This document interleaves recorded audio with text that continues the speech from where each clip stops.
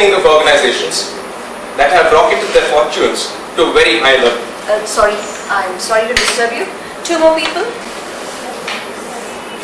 We can all think of organizations whose fortunes have rocketed beyond their imagination as a result of their ability to see the big picture. They were able to ensure that their visions have been achieved.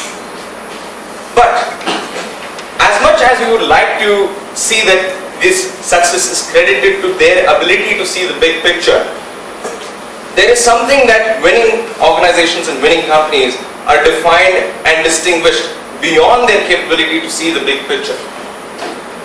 Good morning, my name is Adarsh P B, and today I'm here to talk about business strategic planning. No matter how big the big picture is for the company, no company can succeed without their ability to have a successful business strategy in place. Every organization today needs to ensure that they have a successful and a very energetic and very proper business strategy in place. So what is business strategy planning? Business strategy planning has basically 3 steps. Number 1, define your business. Number 2, what are the goals and objectives of business? And number 3, what are the strategies and tactics that one would adopt to ensure that the business strategy falls in place? Business can be defined in many different ways, but one has to ensure that a business is defined in a very clear-cut and in a precise manner. It should be able to present it. It should define as to what business one is presently engaged in and what business the company is planning to pursue. It basically should answer the following questions. What would be the nature of business that the company is going to enter into the future? What business that we would like to be in the future? And what are our strengths and capabilities in respect to the business that we are currently in and the business that we desire to enter into the future? Now, in the course of defining the term business for any company, generally we tend to see it in a very narrow way. Can any one of you tell me what the meaning of myopia is? Sorry? Short-sightedness, exactly, that's correct. So basically when you're myopic, you tend to see things which are near you very easily, and something which is beyond you, which is farther away, is very blurred. Now let us bring this concept of myopia into the business concept, and that is where marketing myopia comes into the picture. The term marketing myopia was coined by one Theodore Levitt in the year 1960, and he had written this paper in the Harvard Business Review. So when we apply this, what happens is that you tend to see and define your business in very narrow terms. So let me, and Theodore Levitt basically explained this particular concept with the help of an example. The railroads or the railways in the United States of America played a very crucial role in defining the business that USA is able to conduct today. Without the railroads, it would have been impossible to generate the kind of revenues, the GDP that US generates today. But subsequent to the post-Second World War, it so happened that the government of the United States went in for huge investments into the interstate highways and airways. The railways defined themselves as being in the business of the railway transportation. So they always seemed to see that their competition was other railways, other operators in the business of the railroads. As a result of this, they were not able to see as what was happening to their entire market share. Customers will always tend to go for something which is cheaper. They fail to understand the needs of the customers, as a result of which they lost a lot of customers to the trucks and to the airways. Now let us, once we have understood the concept of marketing myopia, let us see how myopic you are. So, who sells the largest number of cameras in India today? Anybody? Nokia. That's right, Rahul is right. Nokia sells.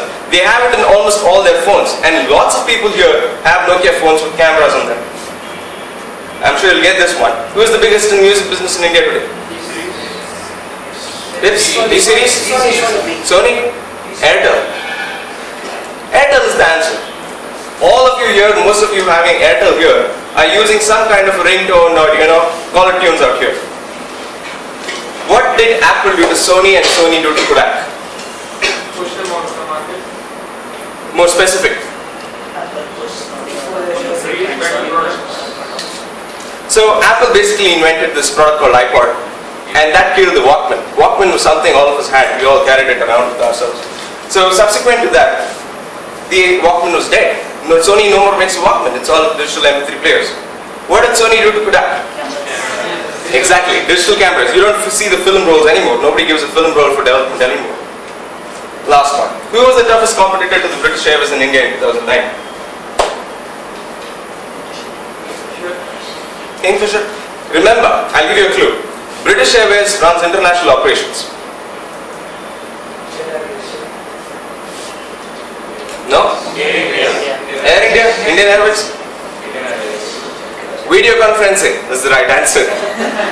A lot of people tend to think that their competition is only somebody in the airline business. As a result of this, British Airways was unable to see that their competition was video conferencing.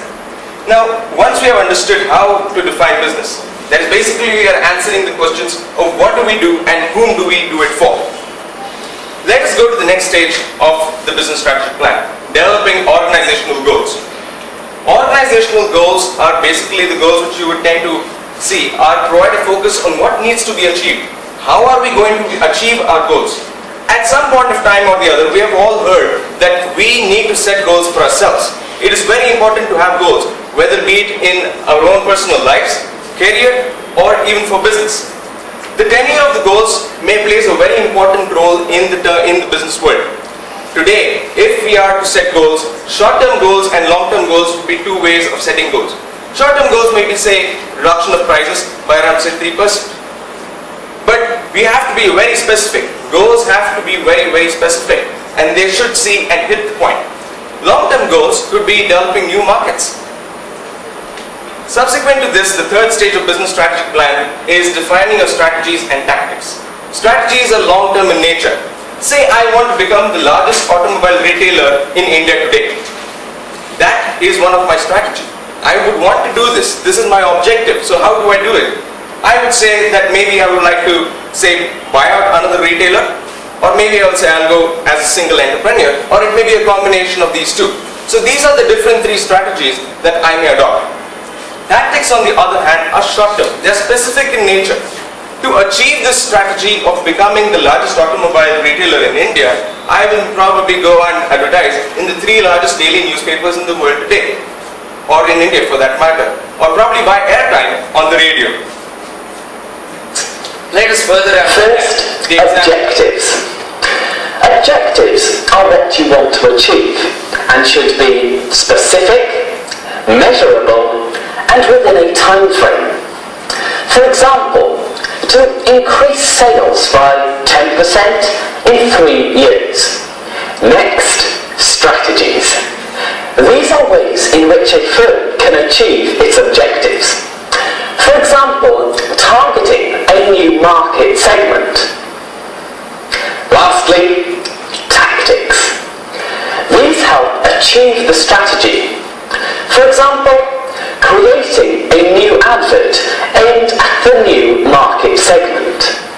Objectives are always very clear. Note how our example stated exactly what was to be achieved.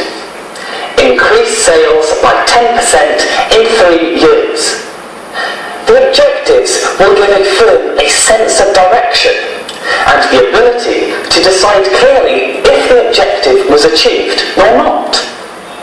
In 3 years' time, there's either been a 10% increase in sales or not. To achieve this objective, a firm may decide on a course of action. This is a strategy. For example, to increase sales by 10%, the strategy may be to target a new market segment. Johnson's did this by targeting women who could use their baby lotion as a moisturiser. And finally, tactics. Tactics help the strategy. So, to target women, you may need an advert on TV at about 8 p.m. after Coronation Street. Be really careful in the exam that you don't get objectives and strategies mixed up. Objectives are what you want to achieve, and strategies are how you will achieve. Right. So now, since we have understood what objectives, strategies and tactics are, where do we as chartered accountants come into the picture? We are all sitting here, all as chartered accountants today. At some point of time or the other, we all want to aspire and become a CFO of a company. So what is the role of a CFO in the business strategic plan? CFOs today are basically handle various roles. They are multifaceted and multifarious in nature. They are the keepers of the company. Any business decision involving any financial impact has to be and will be and always will be in consultation with the CFO. There are many forces of change which are impacting this change of role on the CFO. For example, you have the pressures of the capital markets. Private equity are always looking for undervalued investments. You have individual investors like yourself and me who are always looking for better return on investment. Changes in the director-officer relationship. Today, every investor, every shareholder entrusts their capital to the board of directors with the objective of increasing their returns as compared to any other comparable investment outside the company which is having a similar risk. There's a changing role of the investment relationship officer also. The investment relationship officer previously was only involved in telling a story about the company to ensure that the necessary investment comes to the company. Today, the investment relationship officer does is he enables the company to tell a story about the CEO and the CFO working together in collaboration with each other to give a story worth telling. There is also the changing role of the CEO. It is often said that behind every successful man, there is a woman. Mind you, I'm not telling this because I'm married, but there is always that person who's always standing behind you, saying that go ahead, you can do it. And that person in the business strategic plan is nobody but the CFO. The CFO drafts the plan and the CEO goes ahead and implements this.